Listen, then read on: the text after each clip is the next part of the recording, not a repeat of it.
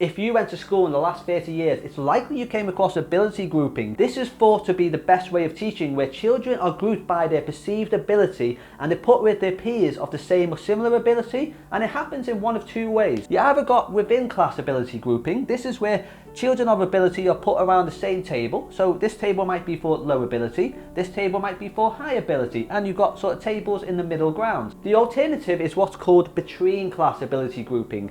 This is where every ability group has their own classroom, and it's commonly known as sets here in the UK. You might have set 1 for your brightest, set 6 for your not so brightest. Now, as I've said, this is thought to be the best method of teaching.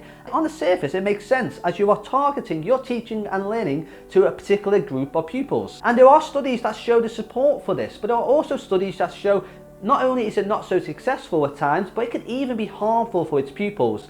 Now, to start to understand why, we have to go to a 2001 study which showed that the reason for ability grouping is not for the pupils, but it's because of economic and political pressures for schools to churn out high caliber performing students. Now, this isn't so much of a surprise, as 13 years earlier we had the 1988 Education Reform Act. Now, this introduced assessment targets, league tables, and ultimately the school's funding. Schools would be allocated funding by the performance of their pupils. The higher the pupils perform, the higher the funding. Now, this isn't a far cry to Victorian times, when teachers would only be paid in accordance to how many of their pupils passed their end of year exams. It's this true rationale for ability grouping which is what I think brings out the competition in education and the huge pressures pupils and students feel to perform. And with any competition, we have winners and losers, but we're not just talking in the academic sense. When we start to look at the personal and emotional well-being of children, we start to realise there's a psychological battlefield